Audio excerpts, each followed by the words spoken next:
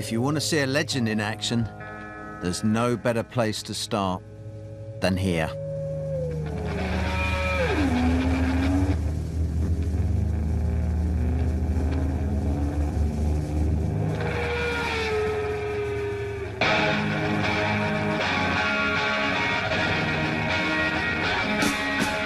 Jimi Hendrix was a star in Britain, but in the US he still needed to make a mark. It's no good being the greatest guitarist in the world if nobody knows your name, what you look like, or what you do. And that's where PR comes in. You move me, look out.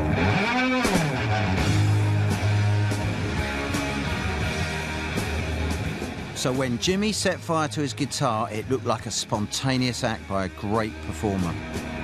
But it wasn't. This was a PR stunt, pure and simple, and it broke Jimmy in America. I'm Alan Edwards, and I'm a PR, and I can tell you this was one of the great PR stunts of all time.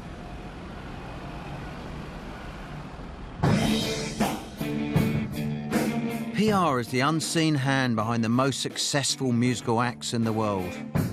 You see, you can have a hit record without PR, but you can't sustain a career without it. And if it does its job well, it's invisible. PR stands for... PR is very important, you know, otherwise you're, the best kept secret, aren't you, I suppose it's getting what you've got to other people to know that they didn't know that what you've got is what they really needed all along. All publicity is good publicity, whether even when it's bad. And yet, to some, PR remains a dark force that controls and manipulates. Hard to believe, I know. PR is twisting minds, making something seem very obvious and, irresistible. PR is essentially telling lies for a living. But the things that last are worth having lies told about in the first place. The dictionary definition of PR is to promote a favourable public image of somebody. And that's what I do, and that's what any decent PR does. Lying doesn't come into it. So in this film, I'm going to lift the lid on the world of PR. I'm going to show you the inner machinations, how it really works. I'm going to also show you the extraordinary effect and impact that it's had on the music business and, of course, the world at large.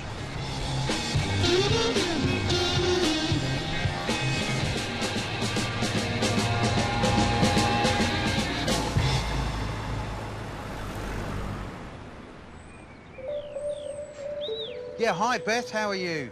Being a PR today is a bit like being a conductor. You've still got the old media of TV, radio and newspapers, and all of this remains crucial to any artist today. Great, and I think The Guardian want to review the gig next week, so it's all really shaping up brilliantly. But we now also have new technology, Tumblr, Twitter, Instagram, Snapchat, Facebook, etc., so you can connect with an audience of millions instantaneously.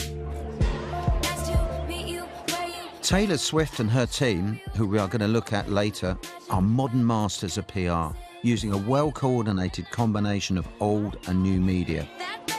But at the end of the day, even their PR relies on the narrative and, importantly, the talent.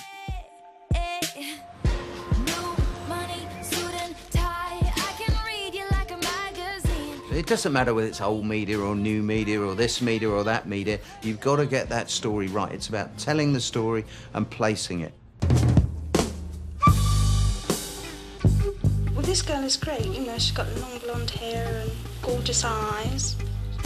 And today is no different to the 60s, when Britain's PR story begins. So look at it. Same position down like that. For an up-and-coming artist, the PR's job is to get the artist out there and talked about. Hey, listen, also, can you suggest her to your Radio Luxembourg DJs and things? On the Nationals, if I was you, I'd play up the sex angle a bit and get her doing some of these fashion pages. In these early days, PR was all about making your artist attractive and marketable. Look at the Beatles. Nice, clean-cut boys, smart enough to meet the Prime Minister. But the flip side to the safe image was to be raw, edgy, and a bit dangerous. And if you're going to be dangerous, you might as well do it in a brand new BBC series. Each week on Scene, we intend to look closely at a group through the eyes of its leader. So who better to start with then than Pete Townsend of The Who? My personal motivation on the stage is quite simple. It consists of a hate of every kind of pop music and a hate of everything our group has done, really. The fact is that our group hasn't got any quality, it's just musical sensationalism. You know me. You have to resign yourself to the fact that a large part of the audience is sort of thick, you know, and don't appreciate quality. I didn't care about the fans, I cared about the PR. I just wanted to be on the TV, you know. And also that was probably quite calculated. Most artists were coached by their managers or their PR people what to say, how to behave, what to wear. What was happening to me is I had one of our managers, Chris Stamp, wheeling me in kind of going, create trouble, Pete. What about musical quality, though? You said that you don't think your group have got any. Why don't you try and give it some? Because we don't particularly want it to give it quality. We've tried and it's failed so miserably, you know, really. No, really, this is the truth, you know. Pete delighted in being controversial because he understood the value of controversy. And he took that on as being his job. I've heard a lot about you and the rest of the group taking drugs, Pete. Does this mean you're usually blocked up when you're actually on stage? No, but it means we're blocked up all the time, you know. He was telling the truth. But Pete saying that would have been horror to parents sitting at home watching this show, if they were. But any youngsters watching it would have gone, wow, yeah, this is our band. Because they all probably getting blocked up every Friday night themselves. People try to put us to down, talking about my generation, just because. Pete certainly ruffled a few feathers, and many were shocked about him openly discussing drugs and the band's musical ability. But in PR terms, it did something much more important. It sold The Who to its target audience. He's a narrator, he's a politician, a subversive, he's everything. So instead of looking at him as being a PR man's disaster, he's a PR man's present. He's a gift, because he's always going to create press. Controversy sells, and the press loved it.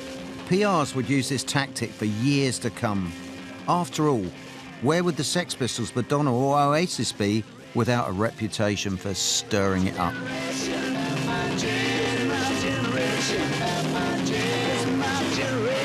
But even in these early days, when PR was still in its infancy, there was a suspicion that it wasn't to be entirely trusted. In my early day, there was a hostility towards PR. You went to journalist college and you were told, in no uncertain terms, PRs will try to exploit you. Your job is to be a journalist, to be independent, to expose people, not to make friends with PRs. We're not gonna take it. However, although national newspapers played a role in getting artists known, at that time, it was the music press you really had to crack. We're not gonna take it. The NME, Melody Maker and others held a lot of clout. And one journalist turned PR knew more than most how the game worked. His name was Keith Altham. A lot of artists would ring me up and say, we hear you're doing PR, would you do our PR? And I'd say, no. Dreadful people, PRs. I don't want to do PR, I'm just helping out a friend, you know. And then I'd be adding up the money I was turning down and realised it was a bit of a mistake to keep turning it down. So, who was the PR we met at the beginning who suggested that Jimi Hendrix burn his guitar? Oh, it was me. But that was the kind of thing that you needed to do to just get the wider attention, you know, and make big bucks and be a huge star. Keith Altham was to become my boss, and he knew that when it comes to PR, image is crucial. Image sold Jimi Hendrix, and it would go on to sell 1,000 bands that would otherwise have gone unnoticed. One of Keith's early clients was Ambrose Slade.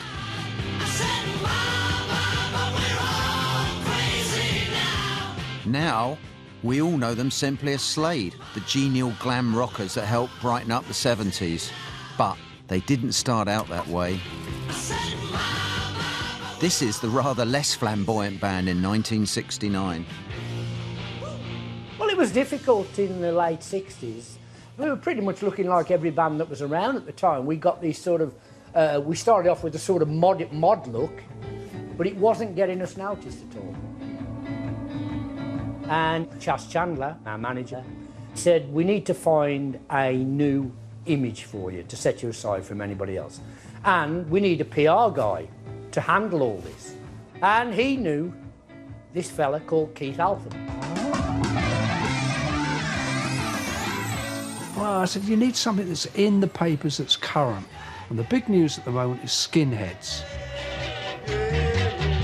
I said, it's a pity you can't make them the first skinhead group. Of course, that was a light going off in Chaz's head. Ding! The light shone. He thought, that's a brilliant idea. The next day, Chaz had sent us down to the hairdressers, had all our hair cropped, and so we went and got all the gear. And when we got back to the office, I phoned him. I said, you can't do it. They're not yobs, they're not oiks, so get found out, and they'll hate me for it. And Chaz said, oh, too late. They're already at the hairdressers now. They're already had their hairs cut. Even though the band's music wasn't that aggressive, I mean, I don't know personally of too many skinhead violinists. Associating them with skinheads was a risky PR move that almost backfired.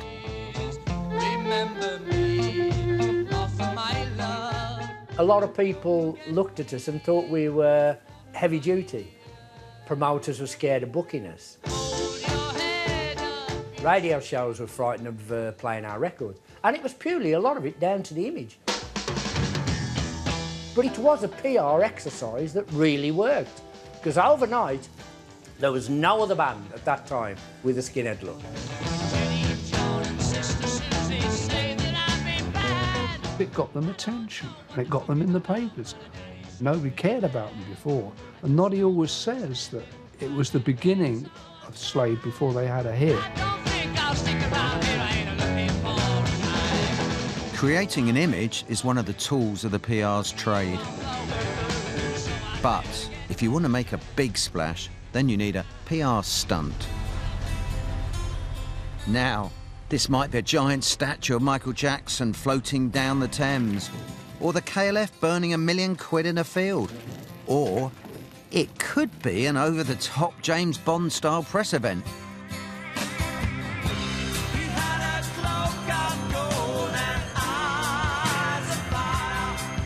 Heavy rockers Uriah Heep were a nice bunch of lads, but despite selling albums by the truckload and being worshipped by their fans, the press hated them. The most famous one is Melissa Mills, isn't it? Yeah, yeah. She reviewed our first album in Rolling Stone, and she said, I maybe not verbatim, she said, if this band ever makes it, I'll commit suicide. Bit harsh, Melissa. But that is exactly the sort of thing you're up against when you have to promote an artist without the critics' support. And in 1976, Uriah Heep had a new album to sell. The album was called High and Mighty, and the picture showed some gun flying up through the sky. Anyway, we sat down one day, my boss Keith Altham at the time, and we decided High and Mighty, we should do it on a mountain.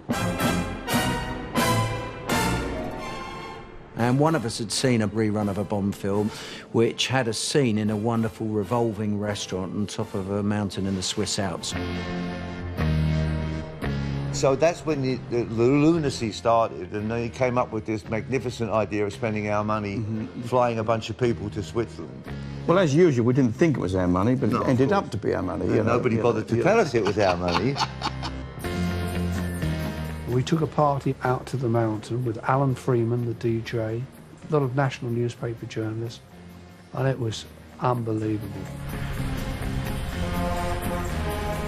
And we got on a plane to fly to Switzerland. Chartered plane? Chartered plane. Yeah. And every press person was given a headset with the album on. So they're all good so far. And a free bar. Not so good in the end. But no, they drank their way to Switzerland, listening to the album, you know. How many of the journalists bothered to switch on their in-flight systems? Who can tell? There have been many cans of lager consumed at Gatwick Airport on the plane. We got to the airport in Switzerland, and the drummer, Lee Kerslake, was a little tired and emotional when we arrived because he sighted this guy dressed as an 8-foot bear, because that was the national emblem of Switzerland. They'd come to make us welcome. Being Lee, he starts to wrestle with it. But it's a man inside a costume. So God knows what this man thought. And they're rolling around on the floor in the airport, and a chap dressed as a bear doesn't think it's very funny. So the crowd, oh, it's amazing, amazing. Very, very funny. That's what makes me think we landed in Austria and drove to Switzerland. Oh, we could have done, mate. Went on from there to the longest cable car ride in the world, up to the mountain. It's like James Bond. The lift attendant, he says, I would like to warn you that one drink down here is like 5 up there. And of course, they've had about 10 each. We got to this revolving restaurant on top of this mountain, and so we all sat round for this sumptuous banquet, and it was 3, 4, 5 courses. It went on for hours and hours and hours. The food, the drink, and some journalists just couldn't hack it. Somebody said, anybody seen Alan Freeman? No. Is he still in the restaurant? We were outside doing photographs. Oh, yeah, there he goes. He'd fallen asleep in his soup. He was going around the restaurant like a ride. Anyway, the penultimate moment was going to be the photo call, and we'd choreographed it, so we'd have Ken Hensley, Mick Box, the band with the Swiss Alps behind them. I mean, what could put over the image of an album called High and Mighty better? What we hadn't taken into account is that relations between some of the members of the group were not perfect. And just as the photographers lined up, a scuffle broke out between the group. Within minutes, it seemed like a full-on fist fight, people flying here, there and other. So the photographers were complaining to me, and they would say, oh, it's just no good, mate. I wanted, you know, they're not standing together. Why are they punching each other? That's not what we signed up for at all. You can sum it up by calling it an adventure that descended very rapidly into farce. Oh, God. Those were the days. No, they weren't. Public relations, to me, it means... if it's done right, it's fantastic, and if it's done wrong, it's high and mighty. In the case of high and mighty, it means pure rubbish. Dearie me. So there was nothing to do but get everyone back to London. And of course, I thought to drown everyone's sorrows and take the mind off the incident. But amazingly, the album got loads of good reviews. By the mid-70s, even bad publicity was proven to be good PR. And in 1976, the same year as High and Mighty came out, an exciting new musical movement emerged that was tailor-made to turn bad publicity into great stories.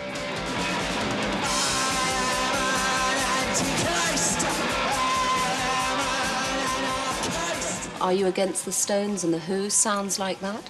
Yes, of course, because they're established. They just do not mean anything to anyone.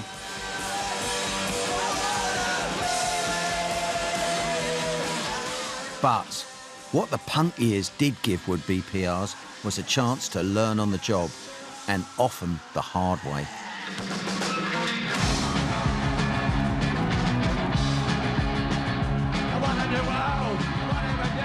There was always somebody getting arrested, the police were cancelling a gig, there was a fight going on, there was a crisis every day. This is the future! How these scenarios were handled became a blueprint for the future of the PR industry. One of my clients at this time was a band called The Stranglers. Well,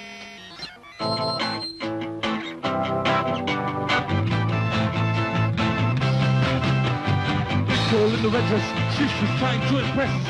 She's got the bloody fever, but she doesn't make a sound. She's just hanging around. My analysis of The Stranglers pretty quick was they had great, really good songs, and they were a real quality live act. So I sat down and devised this plan.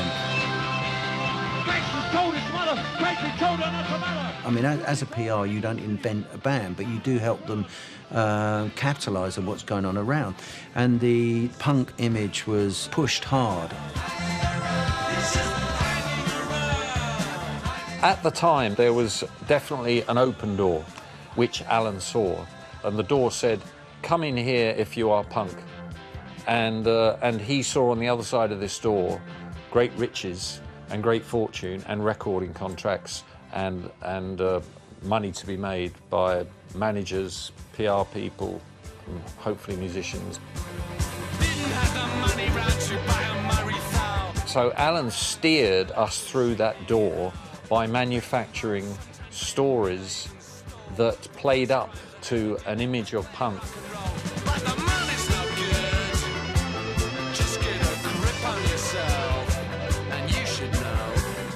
Alan kind of encouraged us to provoke people, just to be provocative.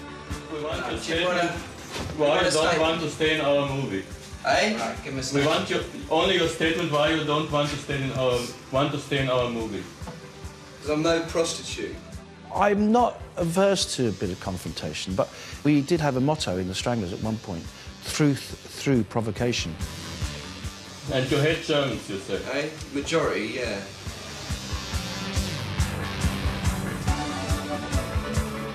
And then, you know, we started attracting a certain crowd, and bands were getting pretty tribal then. So our bunch of followers kind of wanted to annoy other bands and their audiences, and so we got a reputation there as well. People would be sent to hospital, we'd have blood over it. Alan would say, fucking great copy, you know, and he'd make something out of it.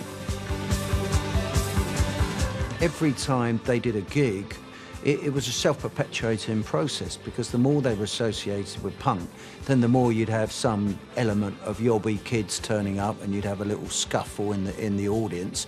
I would then fan those flames. I would probably add a nought to whatever happened.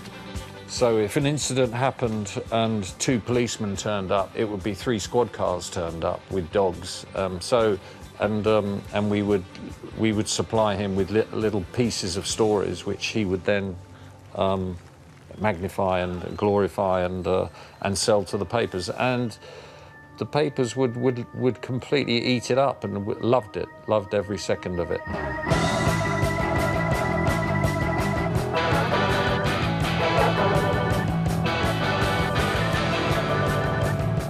I think he oiled what was already there.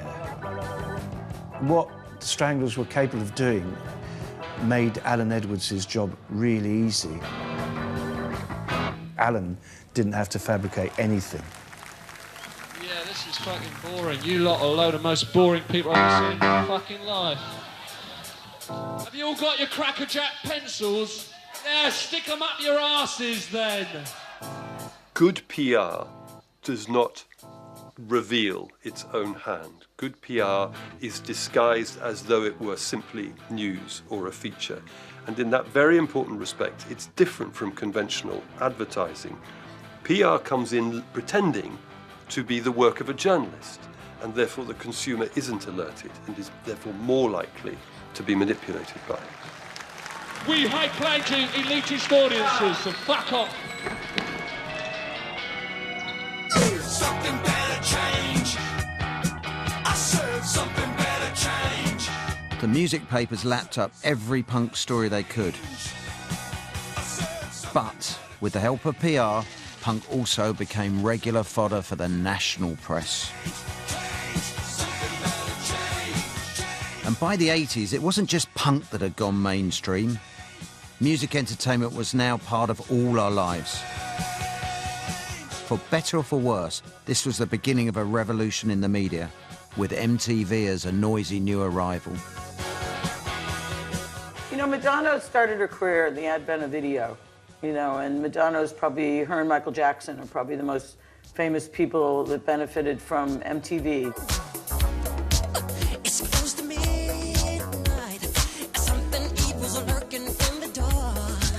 So, from a PR point of view, this was a golden age.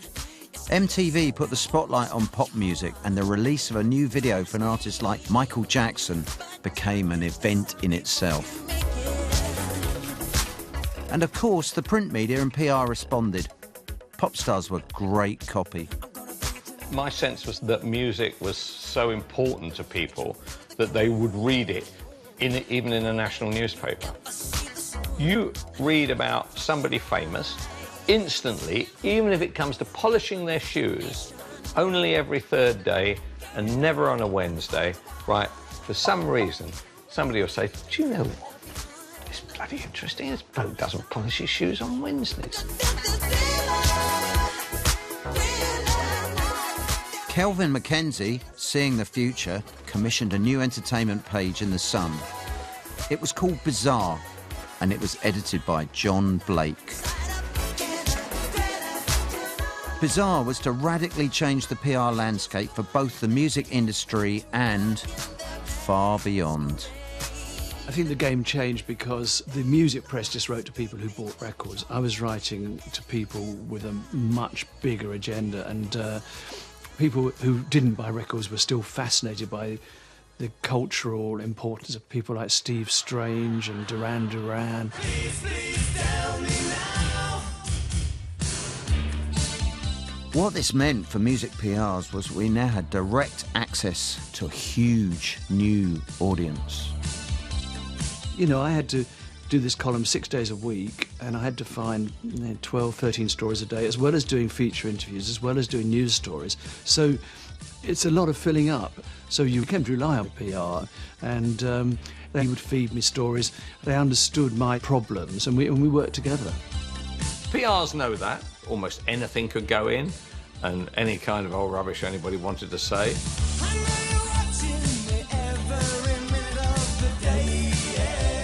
On reflection, it never occurred to me at the time that this was going to be a kind of torrent of PR. And the success of the Bizarre column encouraged others to follow suit, most notably the Mirror's 3 AM girls.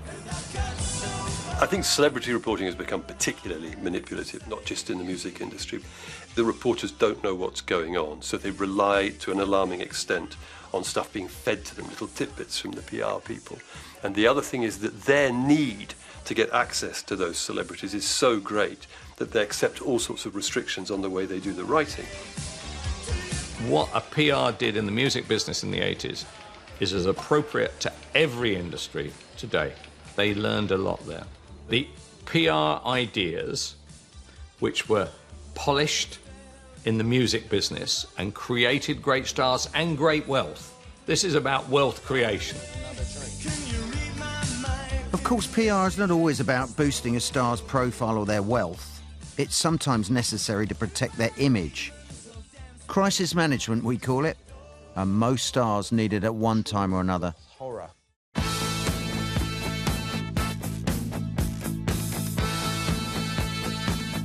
The American model Jerry Hall has appeared in court in Barbados, charged with trying to smuggle drugs. The glamorous Jerry Hall was the girlfriend of the equally glamorous Mick Jagger from the Rolling Stones.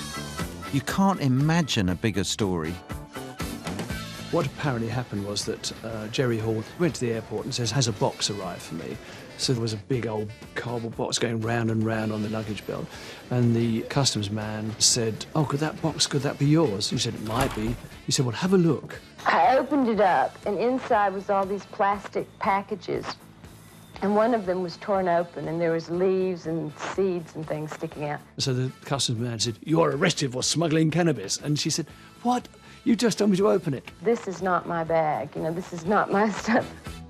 You know, these things are sent to try us, and I just hope we can sort it out.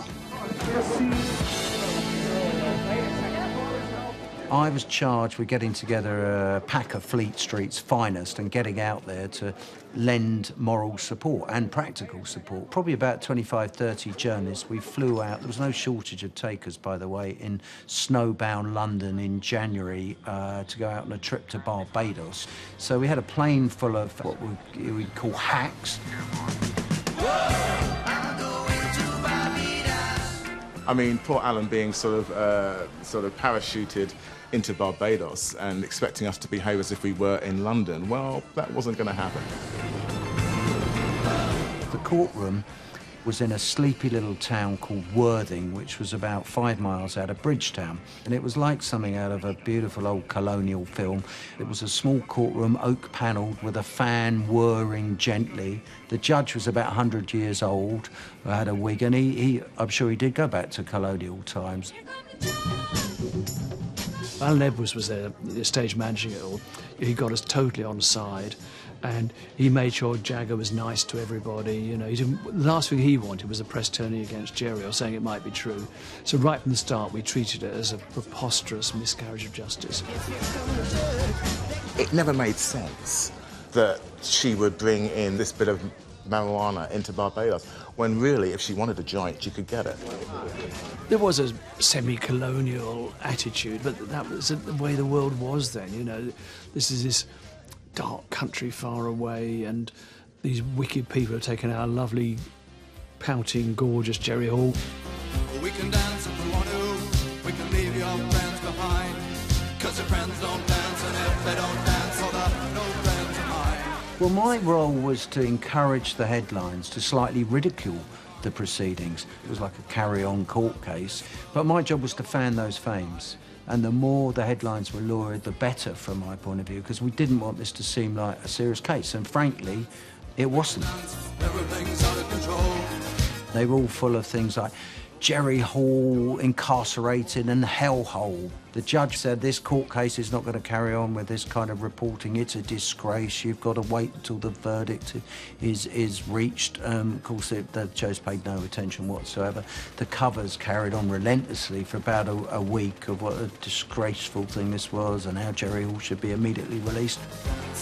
I think from the judge's point of view, you might call it trial by media. I'd just say media reporting how ridiculous this situation was. I hear what you're saying, trial by media, but we were just reporting the news. I remember one day the judge said, "Bring me the exhibit," and he sort of banged something. And this old soldier came up from the back of the courtroom in khaki, stumbling, carrying this massive box of marijuana. Now, being a cardboard box, of course, bits were, you know, coming off and breaking. There was bits of grass falling all over the courtroom floor as he staggered up the aisle towards the judge. The British journalists, of course, were bending over, grabbing handfuls, putting them in their pockets. It was uproar in the court. No. I mean, that's bloody Alan making stuff up again. I can't remember if they brought the marijuana into the court. I think they must have done. Look, the whole island smelt of marijuana anyway, so they probably did bring it into the courtroom, yeah. What was left of it? The judge was banging his, "Stop proceedings, this is a disgrace, outrage in my court." And he stopped the trial. But actually, he didn't seem to be bothered that the journalists had all got packets of, you know, handfuls of dope and stuff. What he was worried about was the prejudicial reporting that was going on. He'd obviously just been handed the papers from London, and I think maybe that did undermine the case. And the whole case collapsed, as did the cardboard box with the grass in it. How do you feel? Very relieved.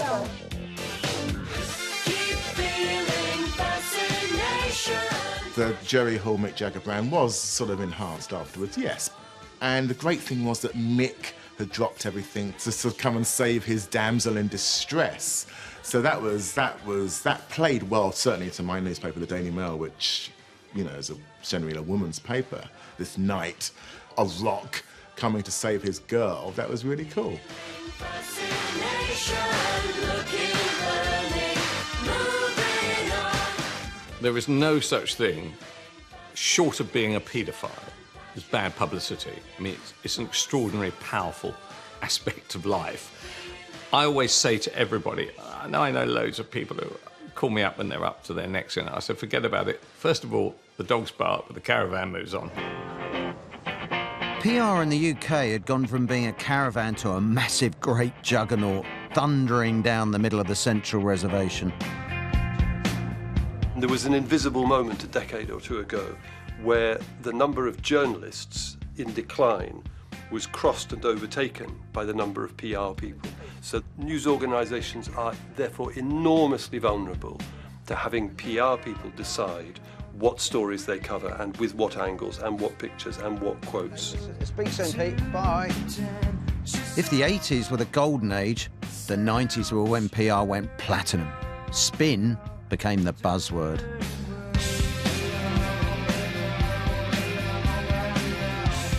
And in the music industry, it was PR, combined with the best of British talent, that was to put the UK music scene back on the map.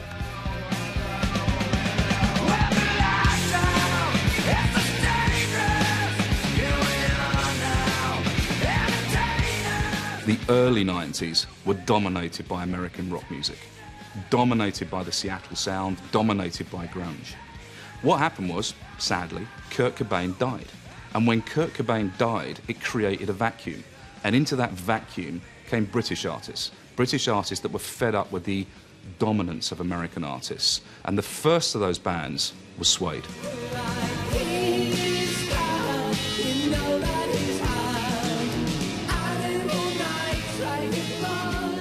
I sort of wanted to sing about things that weren't allowed in the charts conventionally.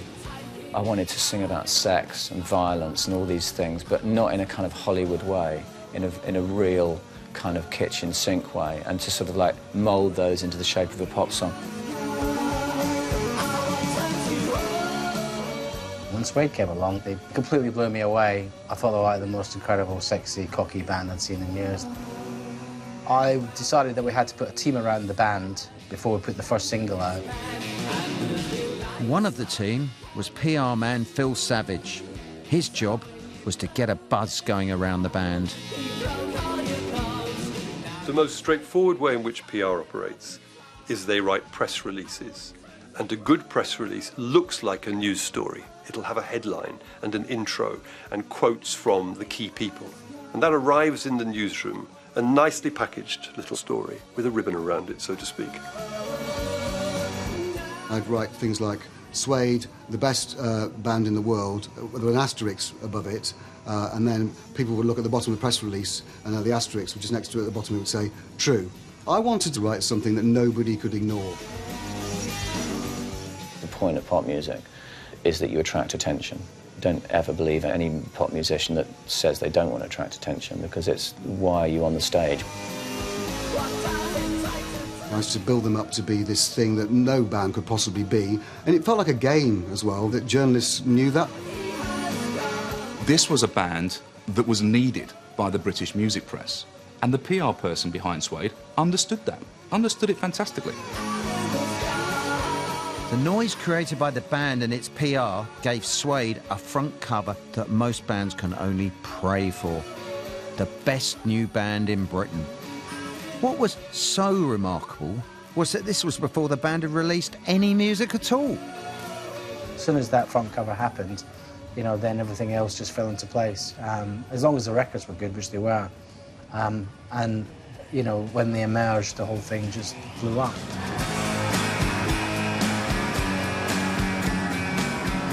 I call this perpetual motion.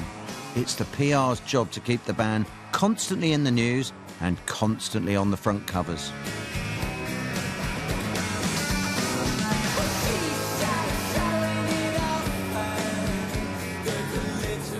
I think by the time they got the NME cover, the industry was talking about the band, all the gigs were selling out, they were building up a fan base. It was Suede mania, really, was what was going on.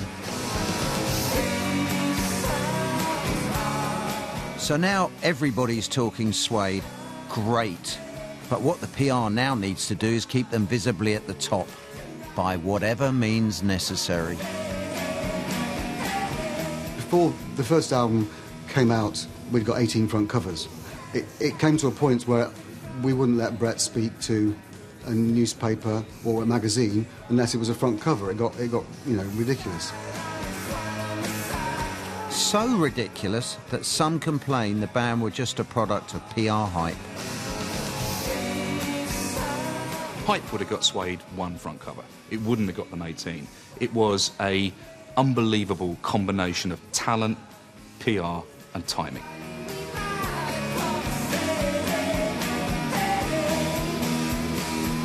When the album was released, it was the fastest-selling debut album in British musical history. With Suede as the inspiring pioneers, grunge had been kicked off the map by a new movement, Britpop.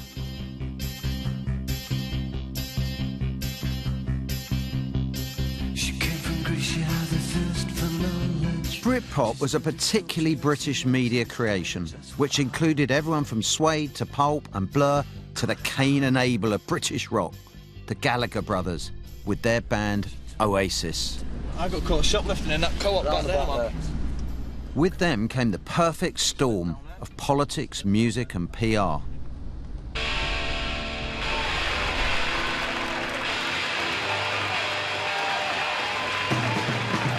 It's the 19th of February 1996 and the annual Brit Awards are in full flow.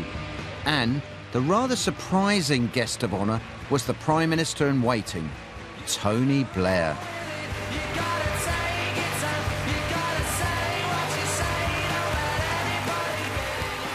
It's been a great year for British music.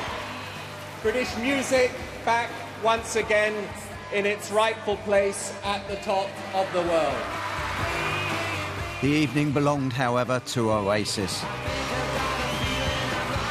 In 1996, Oasis were at an absolute zenith. People forget how big that band were. So by the time of the Brit Awards, they were front and centre. Indeed they were, and they swept the board, winning 3 awards. Their swagger suggested they'd been enjoying their evening. I mean, the Oasis table were, to a man, were on ecstasy. So Noel was out his mind, do you know what I mean? You know, and so they were just like gone. And it was in this state that Noel gave one of the most surprising speeches in the history of music. Oi! There are 7 people in this room tonight who are giving a little bit of hope to young people in this country.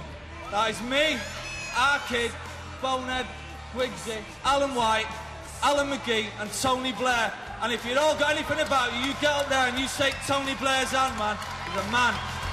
Power to the people!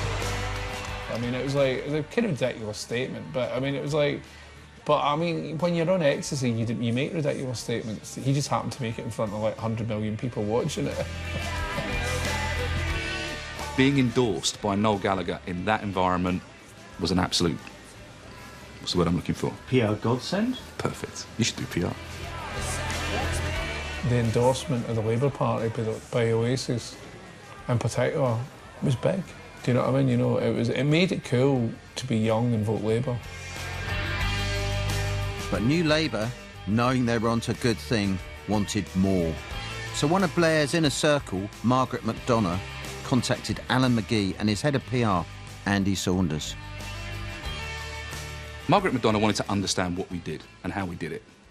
She wanted to understand how you can manipulate popular culture, how you can take popular culture and layer on politics and layer on message. Today is gonna be the day that they're gonna throw it back to you.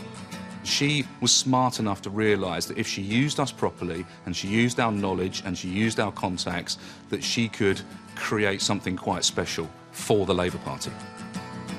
By now, you should have somehow realised what you gotta do. So the first thing she asked us for was Oasis's database, and we said no can do. And then she said, can you get Noel to do the Youth Labour Party conference? So I was like, I doubt it, but I'll ask. And then I phoned him and And he was like, I'm fucked, man, I'm just back to America, I can't do it.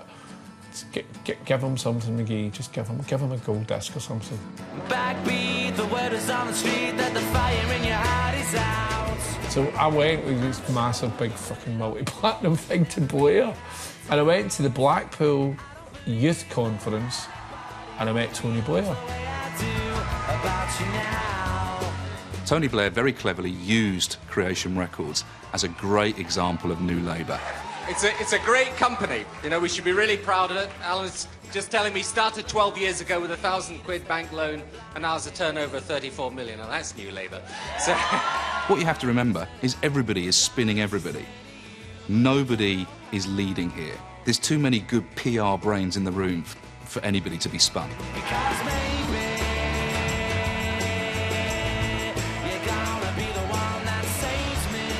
And when New Labour won the election, it appeared to be win-win. Everybody benefit. Creation got a huge amount of coverage. The Labour Party won the election. Everybody won. It put us very much onto the cultural agenda of the country, and my phone didn't stop ringing for 2 years.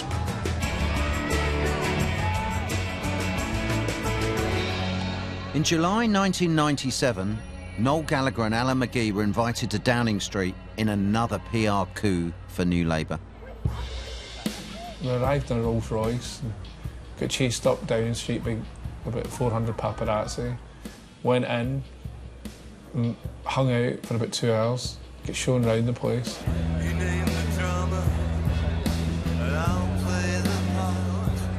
We knew we were being used. We knew what the deal was. We knew that we were just part of a machine. We get conned, but I mean, what can you do? Do you know what I mean? It's like me and the rest of the country. Do you know what I mean? You know.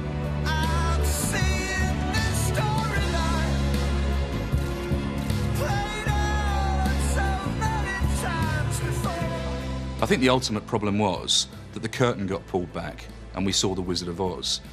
We saw the fact that PR had played a major part in the election of New Labour. We saw the advent of spin. The magician revealed his tricks, and whenever you do that, whenever you put it in people's faces, they don't like it.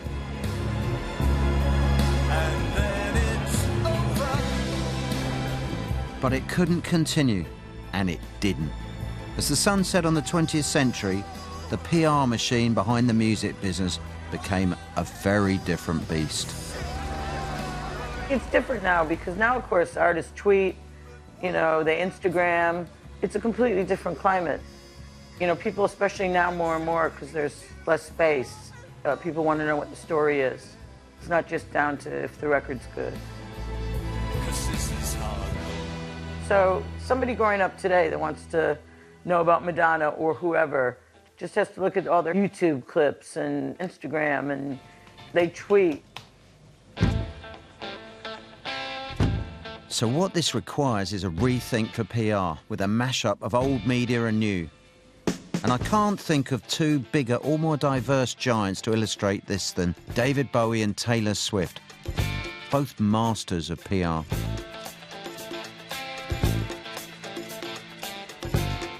In 2013, David Bowie had disappeared from public life for almost a decade. Apparently living in New York, most people thought he'd retired. However, in early 2013, Bowie let on to a few of us that he was about to release a new single with an album to follow. But he wasn't going to do any promotions or tour. So how could PR turn this one around? How could PR create a new kind of buzz that mixed traditional PR with something new? So, first we went to Sky News and then to BBC Radio 4 presenter John Wilson. Well, I was excited. I knew a lot of other people would be excited. It's not just any old pop singer releasing a new record. And I called a mate who's on the Today programme, and I said there's a lot of listeners that would be pretty excited over their breakfast. I think, to be honest, at first, I'm not persuaded that it's a story for us. So my doubts were that this is just not normal business for the Today programme. It's mostly news, politics, current affairs. Economically, we have unusual growth. And so in that context, doing an item about David Bowie is a risk. The time now, 9 minutes to 8. But it was pitched like a bit of breaking news. And I was persuaded by colleagues that actually, for an audience of the age of the Today programme's audience, 55 or thereabouts, he's a big, iconic figure, and this was surprising enough that deserved its place on the programme. 7:20, and guess what? David Bowie's released a new single, not something he's done for quite a while, so it's a pretty big musical event. The man who alerted us to it, though, is John Wilson. This is a genuine surprise, and there are going to be people out there, amazingly, who will be thinking, pop musician releases pop single, big deal, what's the news story? But you know, David Bowie is no ordinary musician.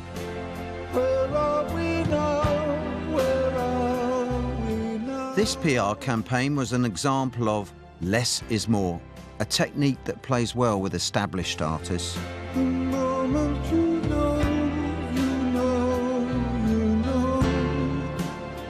This is the PR campaign that never was. They wanted it to look like there had been no pre-planning. This thing was going to just drop from the sky. David Bowie just reappears. But obviously the cogs were all whirring behind the scenes. And the idea of David Bowie returning on the Today programme on Radio 4, I mean, it's a very clever twist on the idea that this is just a pop star releasing a pop single. This is a serious cultural moment which breaks through, which deserves news headlines.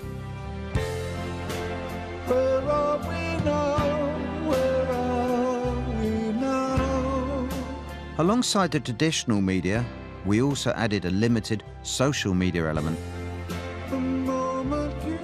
Part of the plan was that we had pre-warned influencers like Caitlin Moran, Dylan Jones, that there was going to be something interesting popping into their mailbox at 5 a.m. the next morning.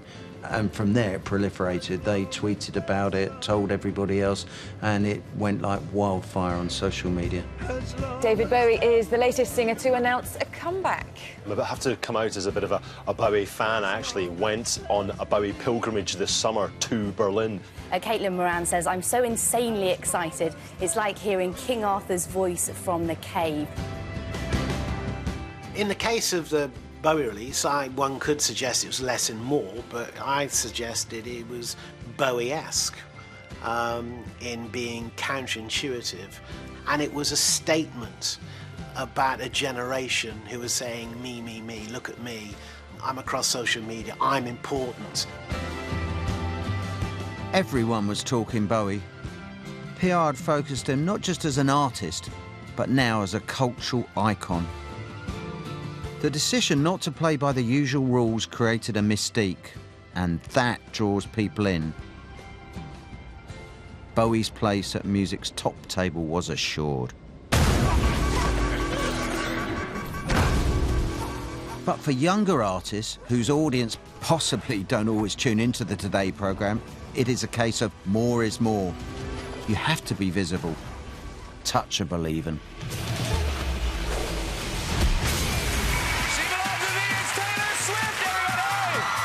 Even before Taylor Swift became one of the most successful stars on the planet, she knew exactly what she wanted and where she wanted to be.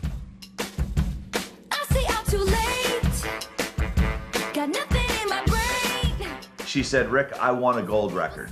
And what that means in the United States is 500,000 units sold. So my answer to her was, then great, let's go out and meet 500,000 people. So the goal from the beginning was to put her in front of people so that she could show them that she was different. Well, thanks to social media, Taylor could meet 500,000 of her fans, electronically at least. She knew that she would be nowhere without these fans, and she wanted to relate to them. Taylor Swift appears to be every girl. I mean, all the girls want to be like Taylor Swift. And I think there's probably some substance to that. She is probably a bit like that. But then she takes it and manipulates it and exaggerates it. One of the interesting aspects I have known about show business or talent or music is actually the people doing these things are incredibly bright about themselves. They recognise what their image is. In order to spread the Taylor message, she and her team utilised social media in a way that puts some of us PRs to shame. Social media is a very powerful tool if used the right way, or it's just a bunch of noise. She understands that all forms of social media are different. What I mean by that is that she's going to take the most visual piece that she has, and that will be shared on Instagram. She's going to take the quickest message that she has, and that could be shared on Twitter, but it's driving them to a YouTube video or a Vivo video. She uses social media and the tools properly for what they're used for. And following the massive success of Swift's album 1989, Taylor used social media to create the perfect publicity stunt for the modern age. As the holiday season 2014 approached, Swift, having done her research, was filmed wrapping carefully chosen presents for a select group of superfans. This was then all put online. I found them on the internet. I would go online, I would look at their Instagram pages or their Tumblr or their Twitter or whatever, and just kind of watch them for months and months. By studying her fans, known as Swifties, Taylor was able to give the gifts that she knew they really, really wanted. Shake. Does Taylor have time to scour the internet to find out where people like to shop or what their favorite things are? She doesn't. So her team will go out and find these folks, and then they'll give her the information, and then she'll take care of it from there. It's all about the experience, and I think that's what Taylor does for her fans better than most. So what happened was is these fans were opening up these packages. They were documenting the idea of what was going on, and then they started sharing it. I'm so happy about this. It went double viral because the biggest star in the world was sending Christmas presents to these fans, and then it went viral again through the fans' social media platforms because they were telling the world, look what my favorite artist thought enough about me to do. She knows exactly the key points to engage. She also understands the cultural zeitgeist, who to bring in, who to lean on, who to support, where to be, what events to be at, who to look after. She has a very focused idea of her own sellability. Shake it off. Yes. Shake it off. Yeah, exactly. Was it a PR move? Absolutely it was a PR move, but who wouldn't want to be on the end of that PR stunt? So a lot of times you can use the PR to your advantage, and I think what's cool about the way she utilizes PR is there's always a winner, and it's not just her, but ultimately in the end, it is her. So here we are. You see, great publicists have always used the media of the age to share a story. From word of mouth to social media, via, of course, print, TV and radio. Today we can go direct to the people. And if the people think it's a great idea, it explodes. Everything has changed, but actually nothing has changed. Whether or not it's an image makeover or a stunt, or even your YouTube in the delivery of Christmas presents to your fans, it's still about the PR's ability to tell a great story and to tell it to as many people as possible. So, gather round, folks, hold, and your new career begins here.